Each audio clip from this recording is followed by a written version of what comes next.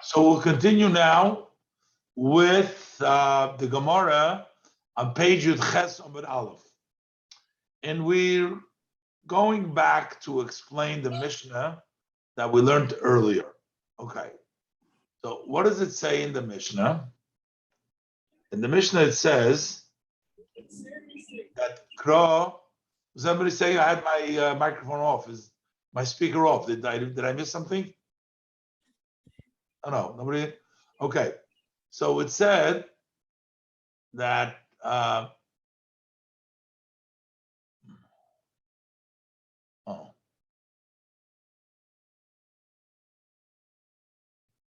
sorry.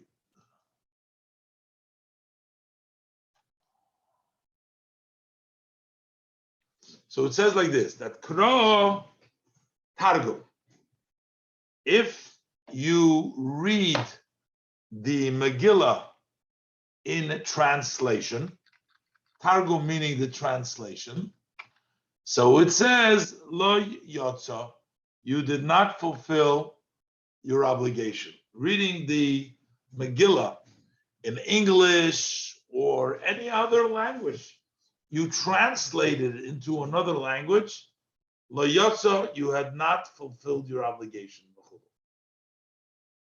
The second statement in the Brisa is in the Mishnah is if you read it orally, you're not yotze, you're not fulfill your obligation.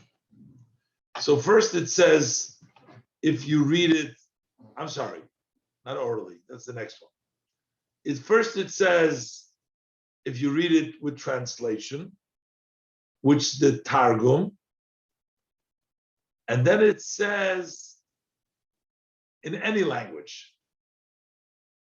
Any language.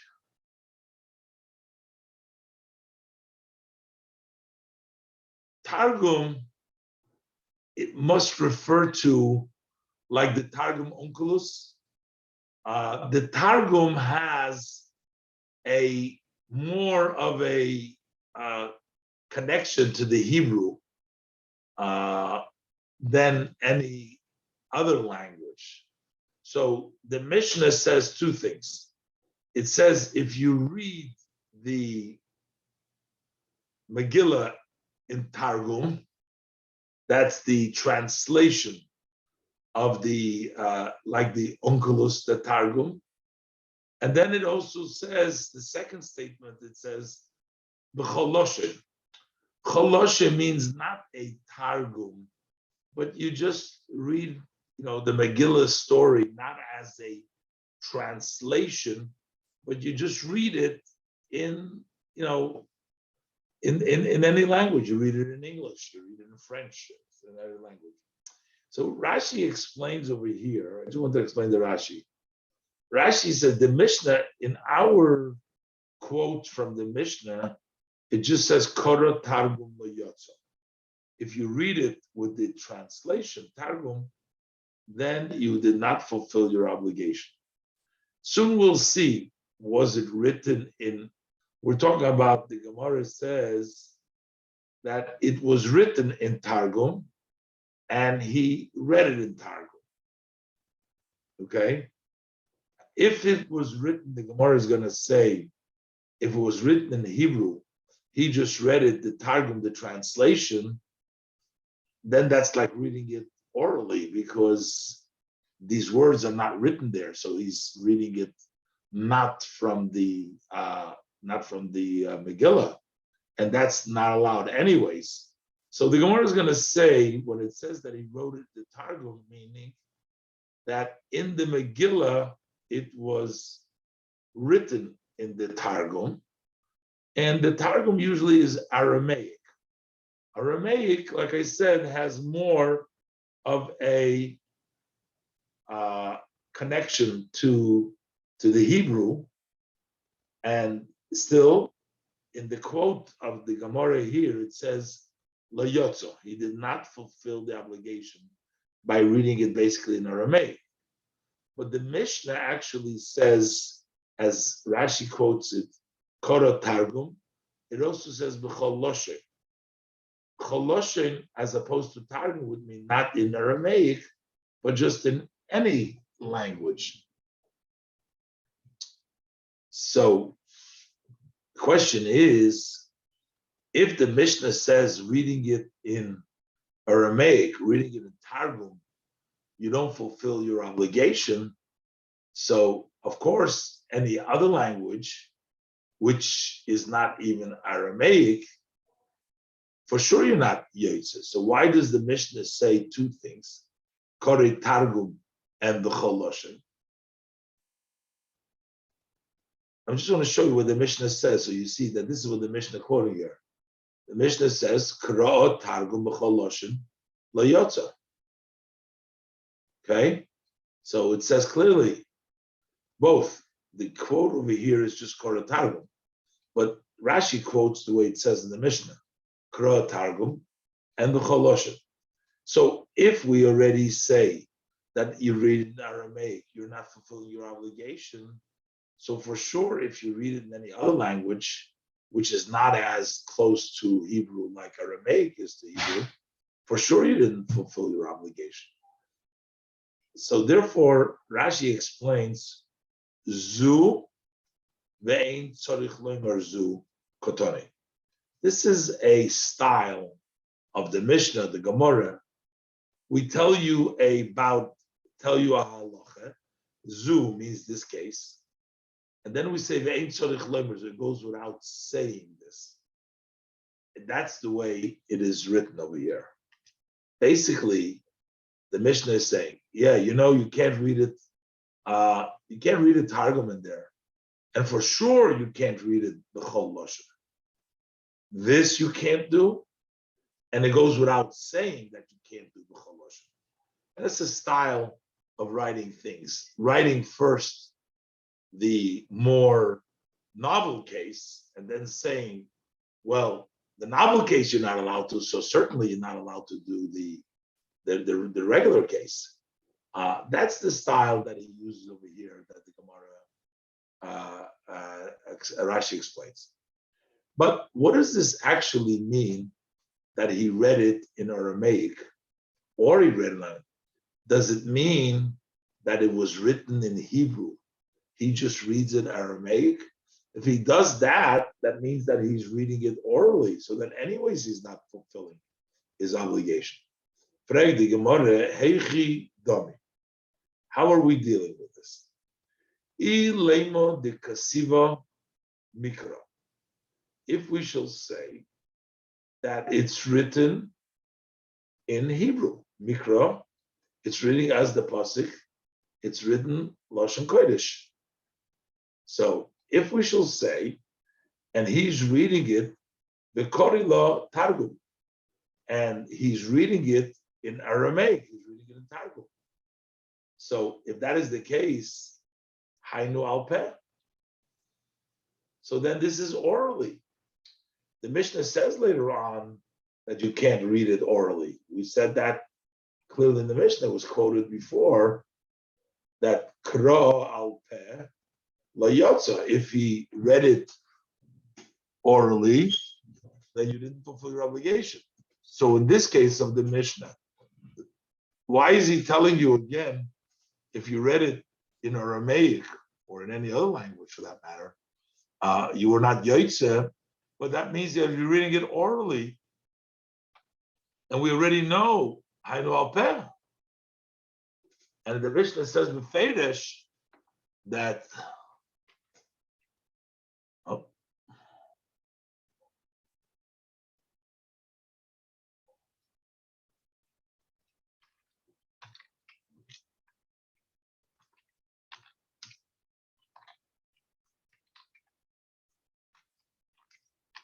so in the Mishnah it says B'feidesh that orally he wasn't Yotze. So the question is, why does he have to say again, reading it in time Yotze? And the Gemara says, Loi tzricha, the case that is necessary is here, the kasiva targum, the korila targum. Of course, if he's not reading it in the language that he's written, then he didn't fulfill the obligation. Because we already learned before that reading it orally, you're not Yotze. But we're talking about a situation where he wrote it, it was written in Aramaic and he read it Aramaic. And that's going to be also no good. It's also no good. And for sure, if he writes in any other language. Okay. Why is it though for sure any other language? Because the Torah written in Greek is valid. Okay. So Greek is actually also an exception, which we're going to address in a minute. That we're going to talk about specifically about Greek, which is the next piece of the Gemara, actually. But the language of the Mishnah is b'chol loshen. That means all languages. That's not talking specifically about Greek. That clearly says all languages. And therefore, it's not the special allowance of Greek. It's really Aramaic versus all languages. First, the Mishnah says you can't read in Aramaic. Of course, not in all languages. Now, if you want to talk about specifically about Greek, that's has to be a separate statement in the Mishnah, which we're going to see in a minute. But at this juncture in the Mishnah, Chol Loshen would not give any special allowance for Greek. It would be talking about just any other language. And let's address right now, let's see about Greek specifically. Because the Mishnah does continue, while it says you cannot read it in Targum, and you cannot read it in any other languages, it does say you could read it. Loy azois is really a language of your language. Your language that you use is called loyazis. Me'am loyes. It says me'am loyes. Loyes is could be really any language. So here, the Mishnah does make an allowance. The Mishnah makes an allowance. We just finished saying that you can't read it in Greek. You can't read it in any language. You can't read it in Targum. You can't read it in any language. And then he goes on to say that you could read it for people that speak a certain language in Laz. Laz is really abbreviation, which means basically it says that people could read it in the language that they understood, that would be okay.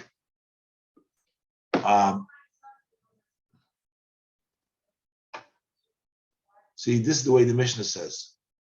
The Mishnah says, Kora al peh, Kora targum, orally or targum choloshim, lo yotza. Avol koyden oisol lo yotza belaz. You could read it lo yotza belaz. So the question is, we just finished saying that you cannot read it in any other language, even though it's written in that language, you still cannot read it. But didn't you just say that if you read it in any language, you're not yotze? The same thing here. So we just finished. How do you say the lawyers as belaz? How do you say that?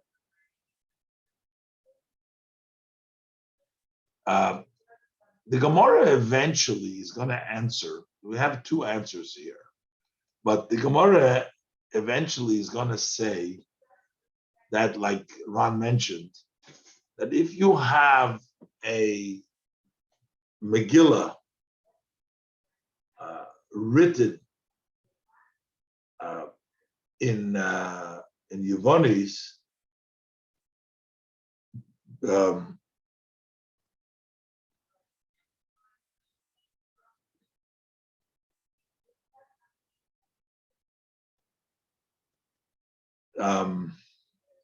The Gemara is going to say, the Gemara brings down the answer of Rabbi Shmuel. Okay, let's see what the Gemara is going to say in a minute. But Rabbi Shmuel, they made an exception. Rabbi Shmuel, the Amrit Arvayu, they both say that Belaz is Yivoni. This is talking about if you want to read the Torah in Greek, you wrote the Torah in Greek and you want to read it in Greek, then you can be Yoitza. So basically, they're making a distinction between all the languages and the language of Greek. Yes, we said Targum no, we said Cholosh no, but Greek, yes. What does it mean, Greek, yes? So again, the Gemara clarifies this. Heichidomi, how we're dealing with. If we should say that Iksiva Ashuris, because is that he written it Ashuris, which means in Hebrew, the Torah letter, and he was reading it in Greek. So then that wouldn't be good. We said before, Hainu al Peh.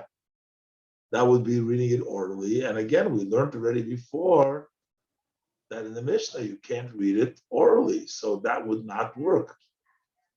So what do we have to say? What do they mean that they read it? Omar Abacha, Omar Abelozor. So Rabacha said the name of Abelozor, Sheksuva Belaz Yivonis. The last, the language we're talking about is talking about the Greek language. So basically, if this Sefer Torah, what we know right now, the Gemara is going to change it in a minute, but the way we know right now, this is what Rabbi Shmuel say. If the Sefer Torah was written in Greek and it was read in Greek, that's an exception, and then you're Yotza. If the Sefer Torah was written in any other language, and it's written in any other language, even if it's Targum, even if it's Aramaic, you're not Yotza. And of course, Baal Peh, if it was written with one language and you're reading it something else, then for sure you're not Yotza because you're reading it orally. You're not reading it from the Sefer. We need it to be written from the Sefer. That's the way we learn it up to here.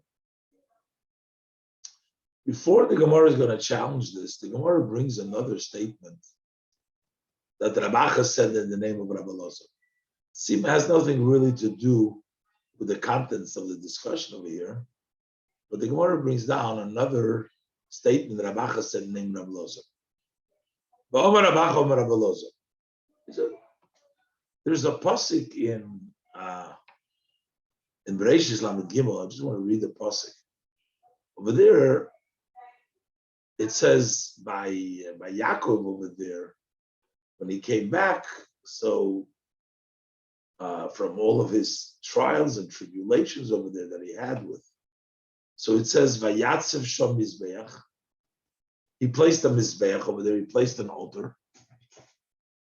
Vayikra Loi. Who is, and he called him. So you're inclined to say, Vayikra means, because we're talking about Yaakov over here. So Vayikra Loi, so he called him. So him would be the Mizbeach. Who? The same one that Vayatzev, Yaakov, who placed the Mizbeach. So Yaakov called him the Mizbeach, Keil Elokei Yisrael. God, the God of Israel. That's what he named him. They named him Mizbeach. That's what you would be inclined to say. He says no. He says if this meant Yaakov, it should have said Vayikra Yaakov. Doesn't say Yaakov. So therefore he says Vayikra Loi means Hashem calls him. Hashem calls Yaakov Keil. He calls him by the name Keil. Who? Elokei Yisrael. The God of Israel called Yaakov Keil. That's what we have to read the pasuk. That's what the Gemara says here. That's what this Rabbi Chomer Ablozo. He says, "Menayin shekro Hakadosh Baruch Hu liYaakov kel." Where do we know that Hakadosh Baruch Hu referred to Yaakov and called him kel? So he says, "Shenemar." It says in the pasuk, "Vayikra loi kel." He, Hashem, he called Yaakov. He called him kel. Who? Elokei Yisrael. Well, who says that that's the pshat? Maybe the pshat is Vayikra loi kel. He called the Mizbeach.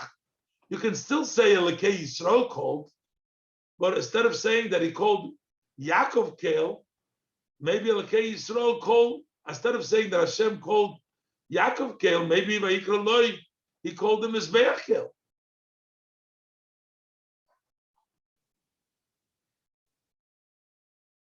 No, maybe Yaakov, no, I'm sorry. Maybe Vayikra lekel, it's Yaakov calling the Mizbeach kel.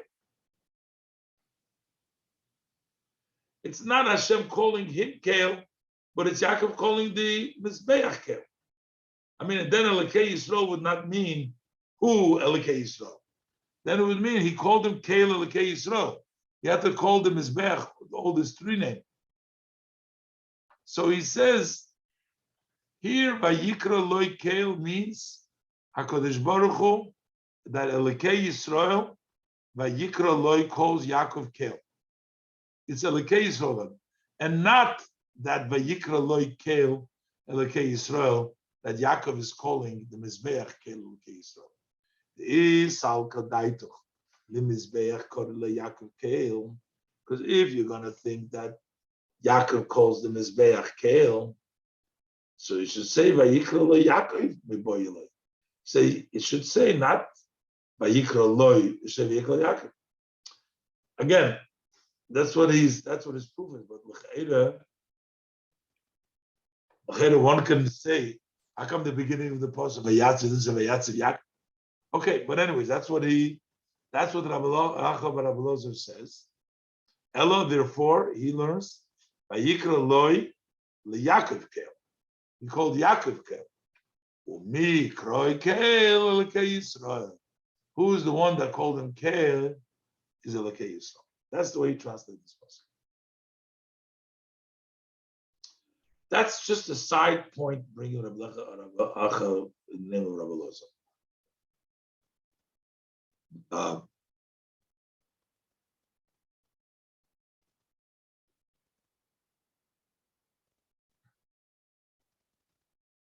So basically, they allow, before, according to Rabbi Shmuel, the way they interpreted the Mishnah, that the Mishnah allows the reading Yevonis. Right? The Mishnah allows the reading Yevonis.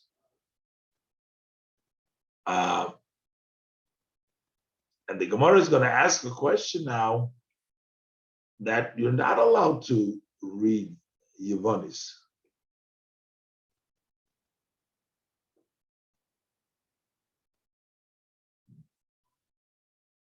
So the Gemara basically, I'll ask you a question. The Gemara is challenging, as Rashi says, the Rabbi Shmuel. Rabbi Shmuel basically said that for the Greek, you can do Greek. That's the exception, right? We said in all languages, you cannot do it, even to the people that speak the language. That's what it seems to say. But the language of Greek, you can speak, the language of Yavon, for the Greek, it's okay. So the Gemara Meisvei, the Rabbi Shmuel, so Rabbi Shmuel that say that you could write and read the Megillah in Greek for those who speak Greek. So he asked a question, the Koton Yacho, but in the Brisa that follows, here it says, Yevonis lo yotzo, that you cannot fulfill with Greek. That's what it says in this Brisa. It says, no. Here you're saying the Laz is okay, but the Brisa says you can't. What does it say in the Braisa? That Kro Giftis, if he reads it, it's a language of Giftis. Ivrit, as you will say, Ivrit means Eber Hanor. Ilmis, language of Elam. Modis, there's the Modais, Yvonne is Greek. Loyotzo. So in this Braisa, it says very clearly that you could not fulfill your obligation with Greek. So it turns out that Abaye, that Rav and Shmuel are going against the Braisa. When they say that the Mishnah that says loyes beloyes means that for Greek people you can read it in Greek, it goes against this Braisa, which says that lo yotzo. They want answers. This is really similar to the following Braisa.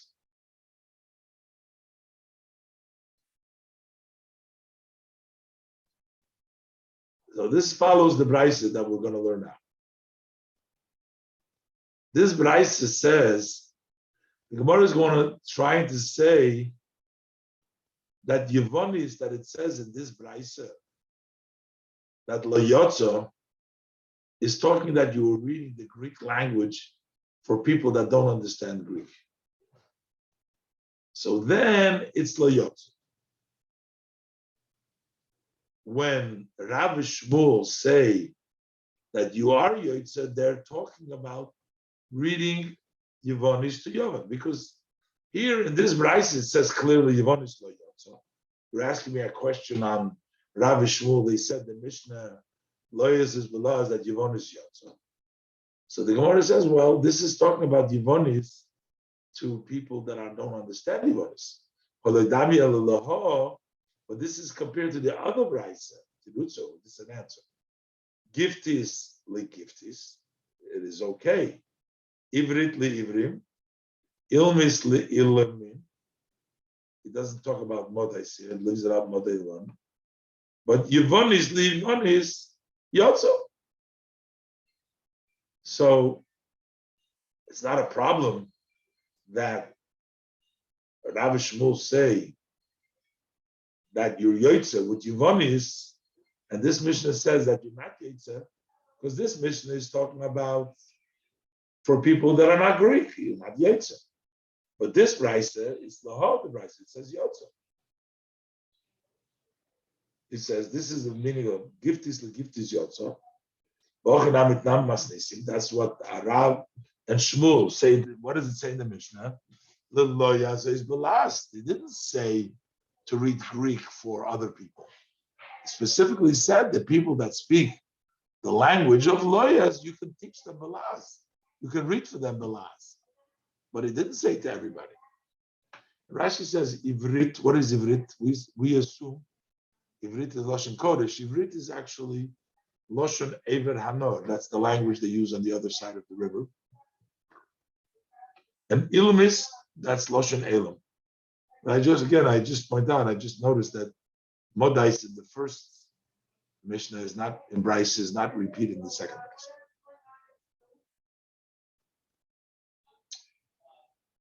Mishnah. Okay. So the Gemara says,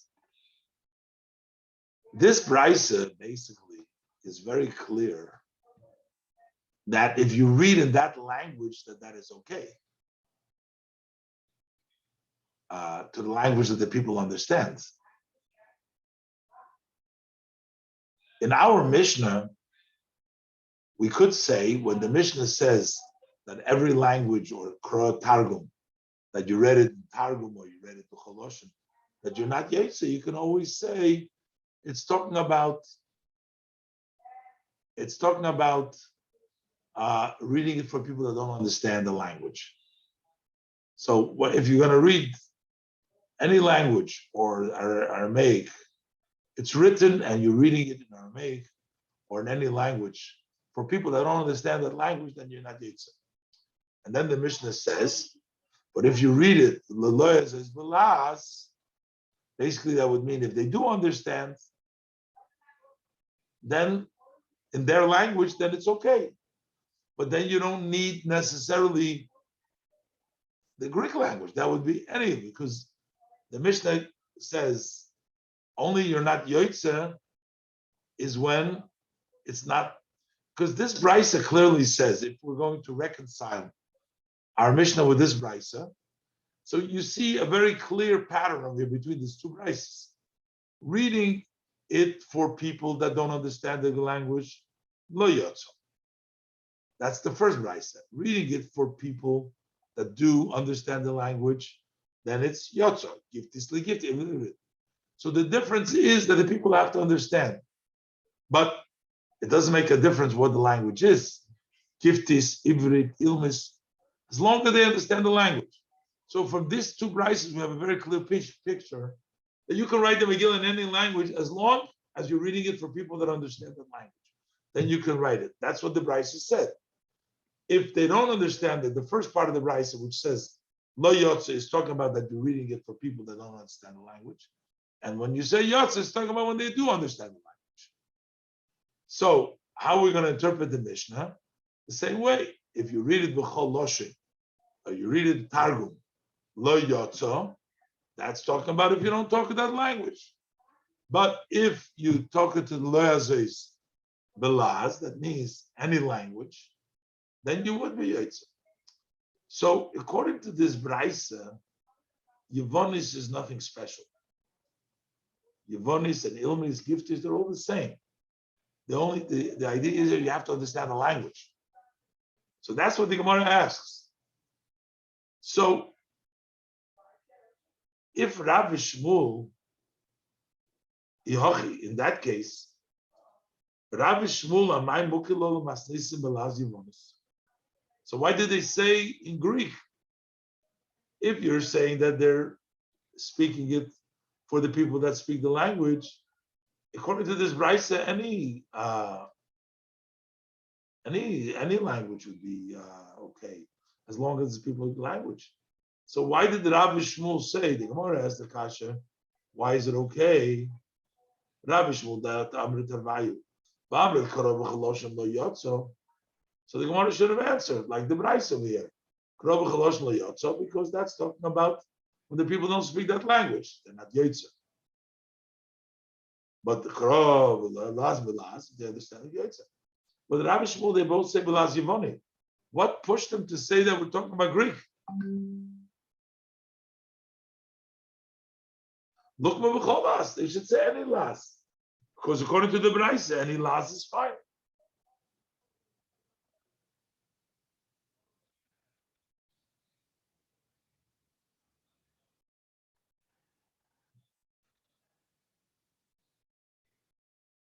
So the Gemara says like this. You're right. Elo masnisim ki Braisa. Our Mishnah Takev goes like this Braisa. So we're gonna say the Mishnah goes like the Braisa. Masnisim ki Braisa zumituk our Mishnah comes out like this Braisa. What does the Mishnah say? Kro b'choloshin dukotoni masnisim. When it says kro b'choloshin, then our Mishnah says lo yotzo is kigoin giftis lemodian. Or modestly gifted.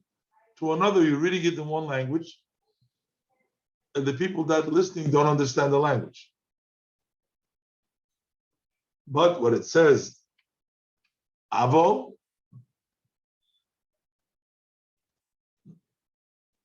Koren Oisol Leaz is Belas. Avo. So this is a quote.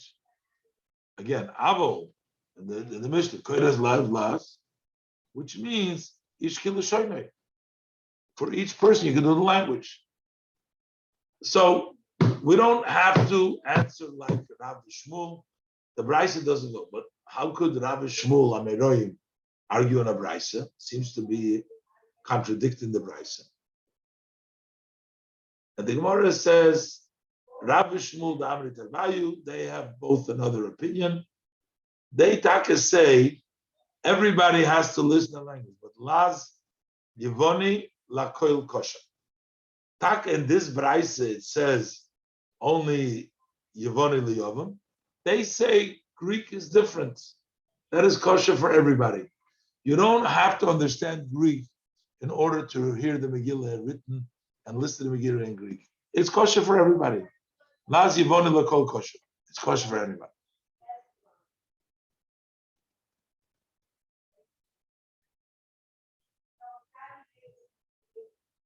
Is this something that is just, I mean, realistically, it was a big language then, but I mean, you could theoretically say the same thing for English now.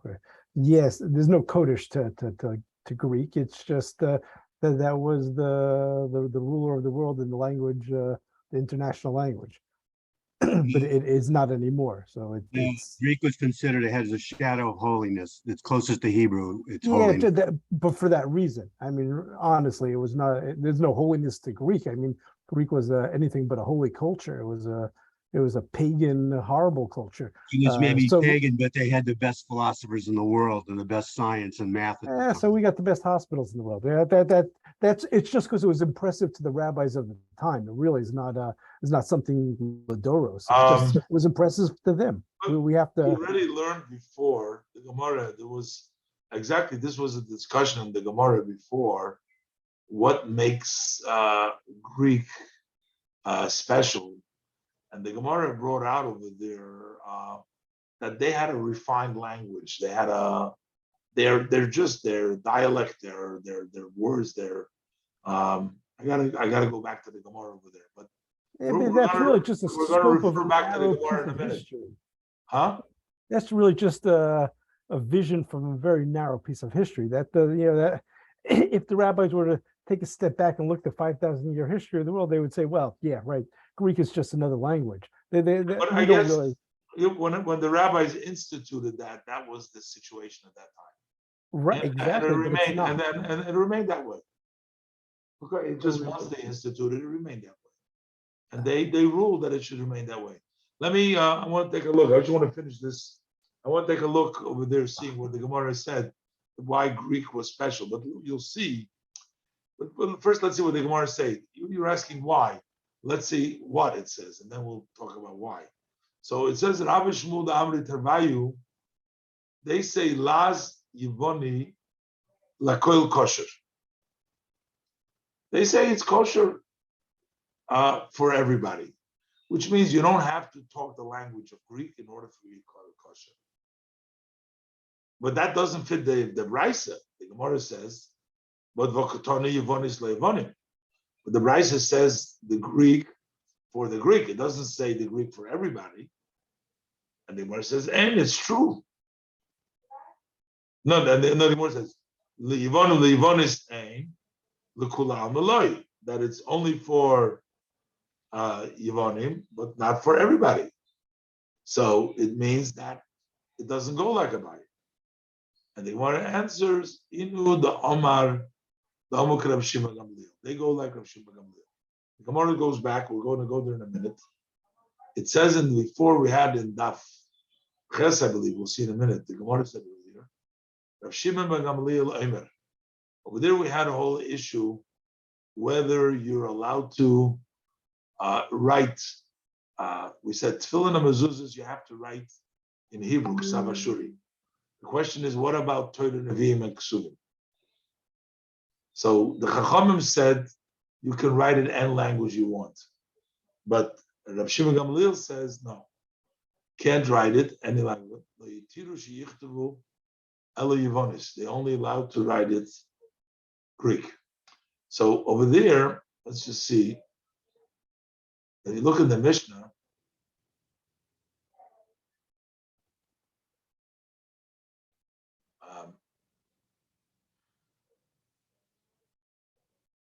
over here the Gemara says, we learned that Mishnah quite a few months ago. That there's no difference between Sfarim, what is Sfarim, Torah Nevi'im Ksuvim, and Tefillin Mezuzahs. So he says you can write it in any language you want. You're allowed to write it. Tefillin mezuzah and Tefillin Shus. But you have to write in Lashon Kodesh. By Tefillin mezuzahs, you need Lashon Kodesh. The other ones you can write in language. Rav Shimon Gamliel Omer, Habis Forim Lo Yitiru Sheyichtavu. They also did Eli Yevonis. No other language is okay, but Greek. So from this, the Gemara says that Rabbi Shmuel go like Rav Shimon Gamliel, who says that you're allowed to write the Torah in Greek. Meaning, basically, according to Rav Shimon Gamliel, Greek is equal. So even though Rav Shimon Gamliel doesn't allow to do any other language, which is not what our Mishnah says, because the Mishnah allows for Megilla to be written in all languages, as we see here. And as long as it's read in that language, you can write in any language you want. But that coincides with the opinion of Tanna Kama before on Daf Ches. That goes with the Tanna Kama, who says you can write in every language. But they will hold like Rav Shimon Gamliel, who says you can only write in Greek. And the assumption is, since you can write in Greek, it doesn't give any stipulation. Well, then you're going to have to read it in Greek. Or, only people that listen to Greek can, it doesn't say that. It just said you can write in Greek. That means that the Greek would be the qualified. But actually, I wanted to check for a second what the Gemara gave there. The Gemara gave there, let me just see it. Okay, I gotta go, the reason,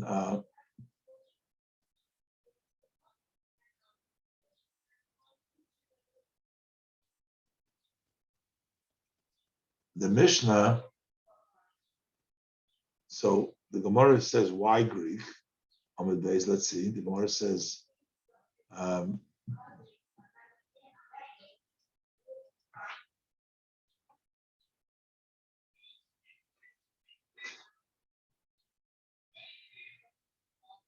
the Gemara talks about changing the language, but using the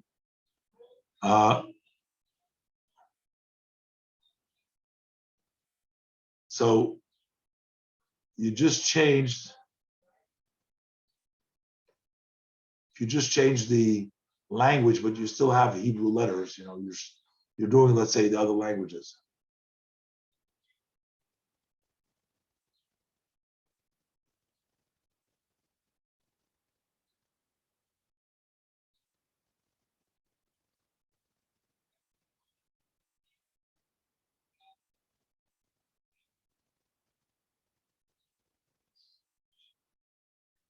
There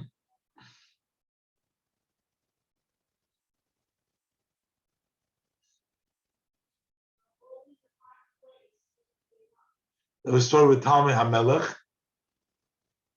He wrote them, and they all wrote the same translation. Mar goes through all the corrections that they made for Talmud HaMelech. And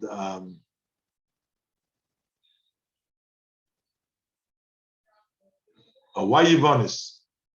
So he brings down a pasuk, Yafta Likim Liyefes, Yishkem L'Shem. The word of Shil is a pasuk question. The word of Shil Yefes, who is the forebearer of Yavan, Yafta Likim Liyefes. Yafta Shil Yefes, like I said, Shoyne Yafim Mishal Kovne Yefes. Yeah, I did find it at the end. That's the reason of that. Okay.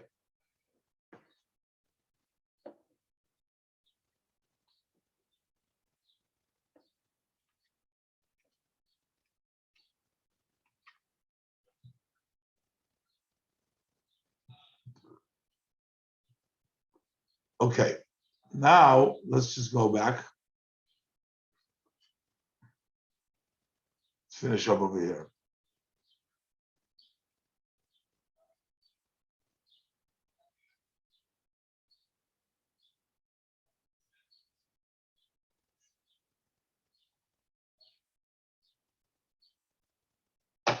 So the Gemara asks, So basically, Rav Shimon ben Gamliel holds, for whatever reason. So you saw what I showed you in the Gemara over there. It's a pasuk, and it's also they have a nicer language. That's why it goes for them. Yaftalikim leyefes. We learn from there. So there's a pasuk for Greek, special pasuk for that. So that's the answer to your question. But the Gemara asks, if they hold like that Yevonis is special, like Rav Shimon Gamliel, and that's why you can write it, the Megilla, in Greek, and because it's just like Hebrew, like the Rav Shimon Gamliel says, so the Gemara says, "V'leimru halacha Rav Shimon Gamliel." So why don't they say, instead of saying that you can read, that you can write for everybody, Laz Yivoni is kosher for everybody? They're not coming to say something new. They're really only coming, they go by the Rav Shimon Gamliel.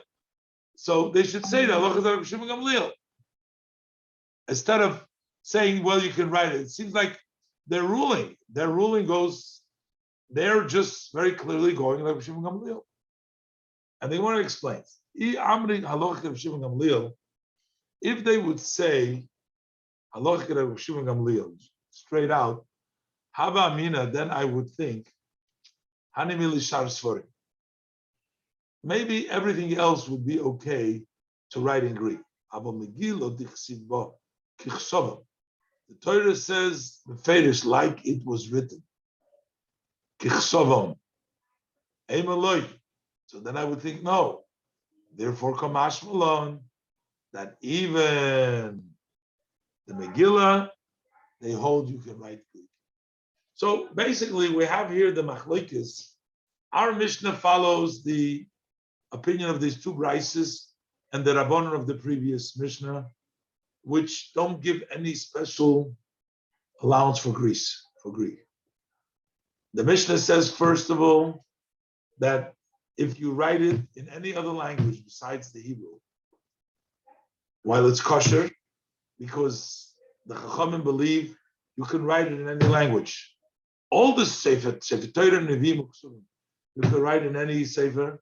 If you write in any language, it's kosher, as long as the people listening understand that language that it was written in. If it was written in a language they don't understand, then it's not kosher. Makes no difference if it's Greek or not Greek. Greek doesn't have any special. Rav Shimon ben Gamliel, he only allows for Greek. According to Rav Shimon ben Gamliel, you're not allowed to write the Torah in any other language, the Megillah or anything else, but Greek. But if you did write it in Greek, then anybody else can read it. That's the way it turns out. Okay? Is it clear? Then we will continue, Mr. Hashem. It's taking a little bit longer than I would like, but that's what it is. Then we're going more. Okay, now let's just do a little something on the Parsha.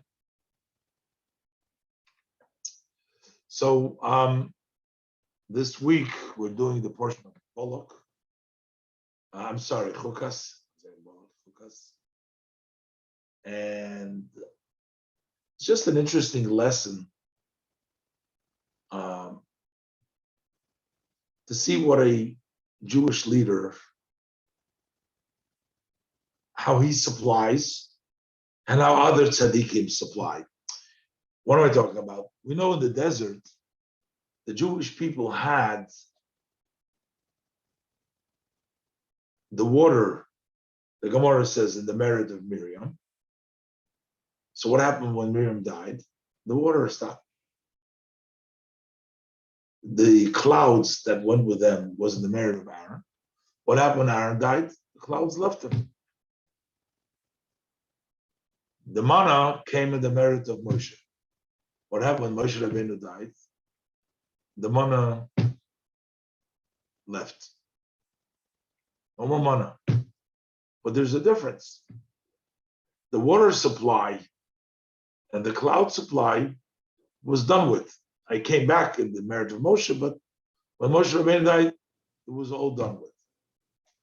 But the food supply, the manna, it's brought down. It says in the pasuk that it lasted them until they crossed over the Jordan, until they can eat from the new grain of the land in Eretz Yisrael.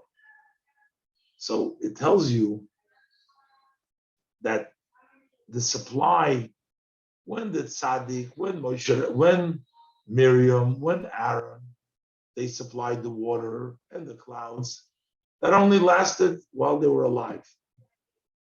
Once they passed on, it was no longer there. But Moshe Rabbeinu, even though when he passed on, he's no longer physically here, but the supply of food that he sustained the people, that lasted until the time they could have their own food. Basically, it says that a leader provides for his flock even after his passing. So they have what they need to sustain themselves, even though he's no longer here.